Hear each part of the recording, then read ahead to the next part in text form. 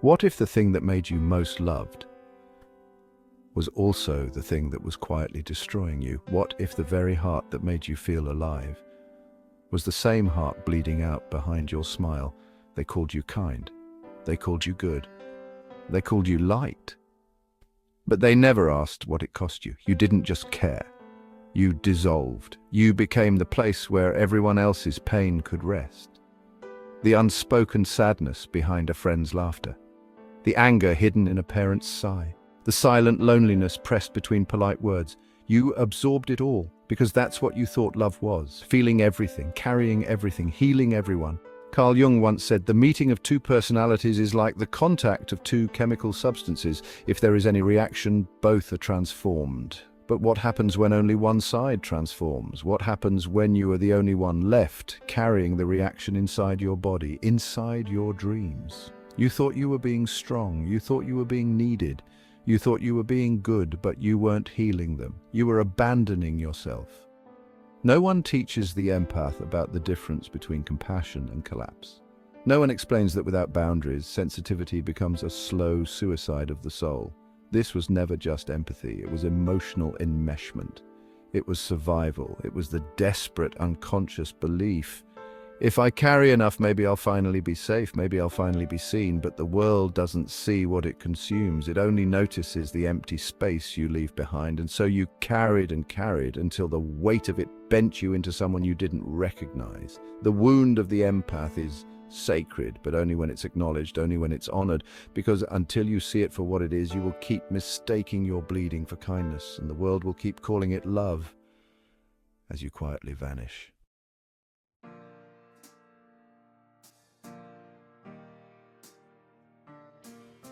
When was the last time you felt your own sorrow? Not the sorrow you absorbed in a crowded room, not the grief you inhaled from a passing stranger's broken smile. Your sorrow. When was the last time you touched your own anger without it being swallowed up by everyone else's rage? Most empaths can't answer that, because for so long, survival meant becoming the emotional landscape for everyone around them, a barometer, a healer, a silent witness. You tuned into every heartbreak, every hidden resentment, every flicker of anxiety like a radio you could never turn off. You felt it all because once upon a time you had to. And somewhere along the way, you forgot there was a difference between what you felt and what you were responsible for. You thought sensitivity was weakness. You thought the fact that it hurt so much meant something was wrong with you. But the truth is brutal and beautiful. Your sensitivity was never your flaw, it was your compass. You just forgot how to read it. You forgot that not every pain you feel is an invitation. Not every sadness you sense is yours to heal, because no one taught you the language of sovereignty. No one told you that discernment is not coldness, it is sacred clarity, and without that clarity you became the sponge. The one who soaked up the world's grief, wrung yourself out in service of love, and wondered why you always felt so empty. Psychologists call it the fawn response, the desperate wordless plea. If I become who you need, maybe you'll let me stay. Every yes you said to avoid conflict, every no you swallowed to avoid loneliness, every smile you forced when you wanted to scream. Each act carving away another layer of your own selfhood, until all that remained was a reflection of everyone else's needs. Carl Jung warned about the danger of the persona, the mask we wear so well that we forget the face beneath it. The empath's mask is shimmering light, gentle hands, endless giving, but light without roots is blinding, and giving without boundaries is not compassion, it's collapse. You were never meant to bleed for everyone. You were never meant to drown in emotions that were never yours. The paradox at the center of your heart is simple and brutal. The more you care, the more you must learn to detach, because love, real love, does not ask you to set yourself on fire to warm others. Because empathy, real empathy, does not demand your disappearance. You have carried the weight of the world long enough. It's time to put it down, time to breathe your own air again, time to return to the only home that was ever truly yours, yourself.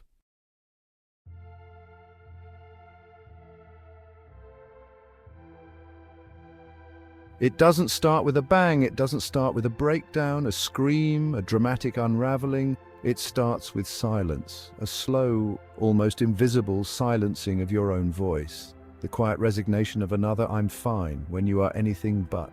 The slow surrender of another boundary you swore you would keep. The hollow smile when you give again what you no longer have. At first it looks normal, you keep showing up, you keep answering the calls, you keep being the safe place for everyone but yourself. Until one day it catches up with you in the smallest of moments. You sit in your car after another long day, staring through the windshield into the gathering dusk.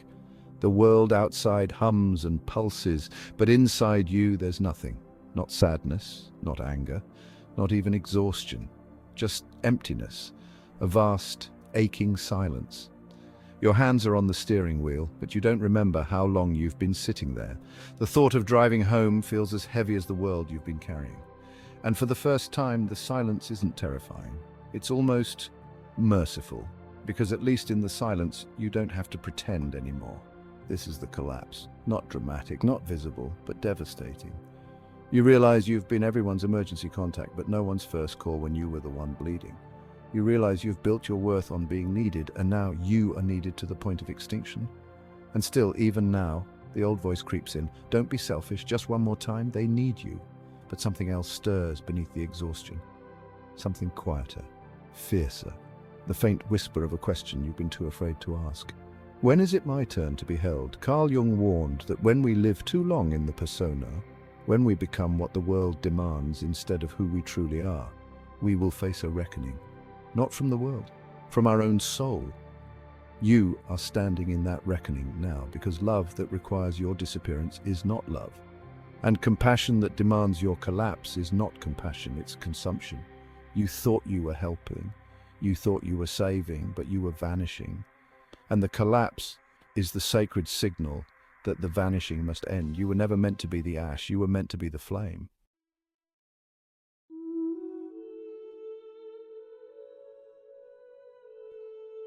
The first time you say no, it feels like violence. It feels like betrayal. It feels like ripping something wholly apart with your bare hands, because for so long, love and surrender were twins in your mind.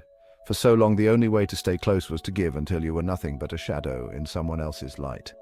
So when you finally stand still, when you finally resist the pull to rescue, to explain, to appease, it feels unnatural, it feels wrong. You will hear the old songs. If you stop giving, they'll leave. If you stop saving, they'll suffer. And for a moment you will believe them, because the deepest fear of the empath is not being unloved, it's being unseen.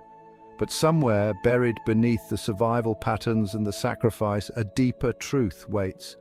You were never loved for your giving, you were only tolerated for your surrender. Those who demand your collapse in exchange for connection were never your home.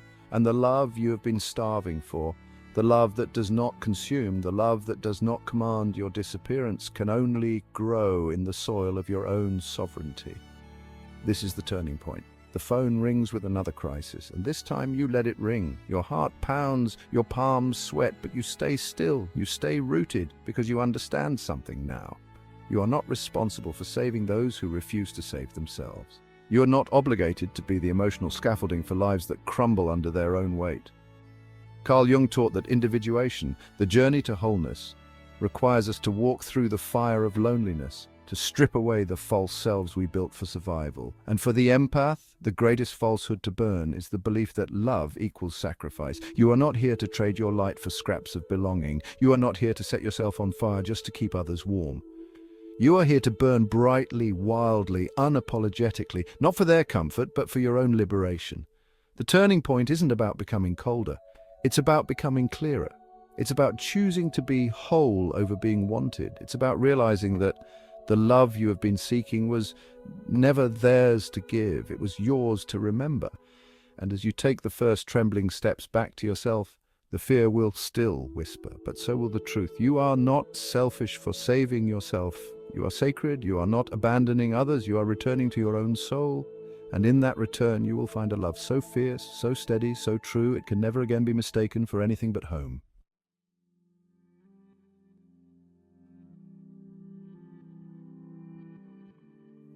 There is a silence that comes after collapse, but this silence is different, not empty, not numb. It feels like standing at the edge of a vast unknown forest, not lost, but finally free enough to wonder what lies beyond the trees. For the first time, there is space. Space where the noise of everyone else's needs used to live. Space where your own voice, long buried under years of pleasing and pleasing and pleasing, can finally begin to whisper. And it says something simple, something terrifying, something true. Come back to me. At first, you don't know how. Your instincts rebel. The old reflexes claw at you. Answer the phone. Fix the problem. Say yes. Be good. But you stay still. You let the discomfort pass through you like a storm you no longer have to shelter. You realize you are not heartless for resting. You are not cruel for choosing peace over performance. You are not wrong for saving yourself first. This is the beginning of sacred reclamation. The moment when you finally understand not every broken thing is yours to mend. Not every cry for help is yours to answer. Not every open wound belongs in your hands. You are not here to carry the weight of the world. You are here to remember that you are part of it, not its mule, not its martyr. Carl Jung taught that healing requires us to reclaim the parts of ourselves we abandoned to be loved. The self you left behind to be needed, the self you silenced to be safe.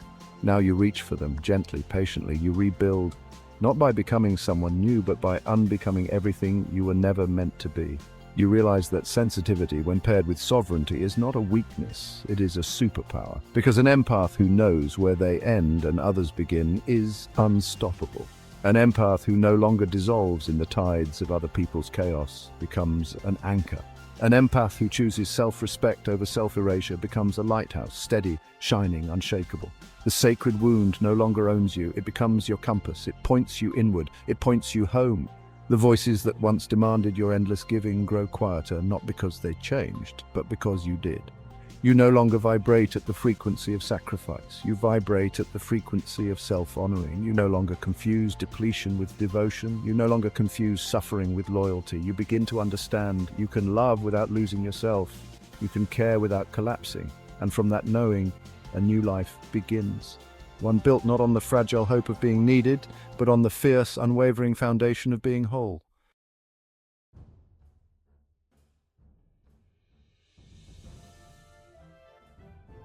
You were never meant to disappear. You were never meant to shrink your soul down into something digestible, something manageable, something useful. You were meant to take up space, sacred space, holy space. The final becoming of the empath is not a hardening, it is a blossoming. You do not turn cold, you turn clear. You do not stop caring, you start caring truthfully. No more pretending that your worth is tied to how much you endure, no more bleeding quietly just to be called kind. Carl Jung taught that individuation, the journey to wholeness, requires stepping out from behind every mask we ever wore to survive. And for you, the mask was compassion at any cost, love without limits, giving without end. You wore it so long you thought it was your face, you carried it so far you thought it was your soul, but now the mask falls away. And what's left isn't brokenness, it's brilliance. The empath reborn is not a sponge soaking up the pain of the world. The empath reborn is a channel, feeling life's currents without being swept away. You listen deeply, but you do not rescue recklessly. You feel profoundly, but you do not absorb endlessly. You witness suffering. But you know that not every soul's healing is your mission to complete. This is the mystic's heart. Wide open, deeply rooted, fiercely discerning, you no longer measure your goodness by how much you endure. You measure it by how true you remain to yourself. You no longer see boundaries as walls. You see them as prayers. You no longer fear loneliness. You welcome solitude as the temple where your truest self sings. And so the empath returns, not as a martyr, drained and hollow, but as a mystic, ablaze with life. The final paradox is simple and stunning. By choosing yourself first, you love the world better. By refusing to collapse, you teach others how to stand. By shining in your own sovereign light, you illuminate paths for others without ever having to lose your way again. If these words found you today, it's because part of you already knows the journey home has begun. And if you feel the pull, if you feel the ache, if you feel the quiet thrill of remembering, don't ignore it. If this voice spoke to the silent places you forgot to protect, share it, pass it forward. Let your courage be the lighthouse for someone still lost at sea. Because someone somewhere is carrying burdens that were never theirs, and your voice, your rising, could be the spark that reminds them. They were never meant to drown. They were meant to rise just like you.